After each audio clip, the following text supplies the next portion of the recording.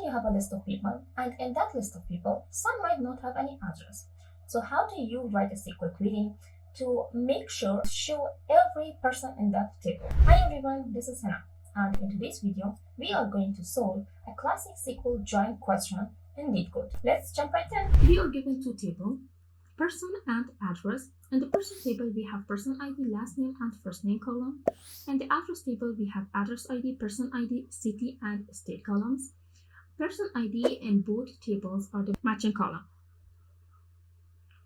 So the question wants us to write a solution to report the first name, last name, city, and state of each person in the person table. If the address of a person ID is not present in the address table, report null instead. Return the result table in any order. So the key point here is we have to include all persons, even the ones without addresses. The moment we see that we must include every person in our table, but the address might be missing, we can think of the left join. Why? Because in the left join, it will include all of the rows from the left table, which is the main table, and in this case, our main table is person, so we must include all of the names of those persons.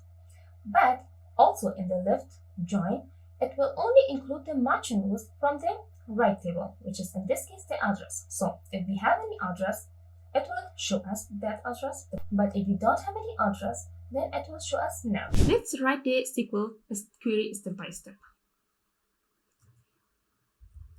Select. We will use aliases, which are short temporary names, instead of the real names of the tables for our work to become easy. So P instead of person, dot first name, comma, P last name, comma, A short for address, dot city, comma, and A dot state. From person, which is the name of the table, main table, we will use P instead of it. Left join,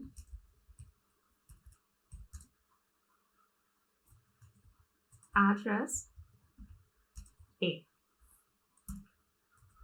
On P person ID, from the person table, we will use person ID equal sign A dot person ID, semicolon. Now when we run this code, you can see the result here. Here we have the output, first name, last name, city, and state. And the state, because Bob have an address, it will give us the state and city. But because Alan doesn't have any address in the address table, so it will return null automatically. So here is what happens in this query. Person is our main table. We left join this person with the address table on matching column, which is person ID. So for people with no address, city and state will automatically return null, which gives us exactly the output that the problem asks for. So that's it. If you found this video helpful, make sure to subscribe for more SQL walkthroughs. Thanks for watching. See you in the next video.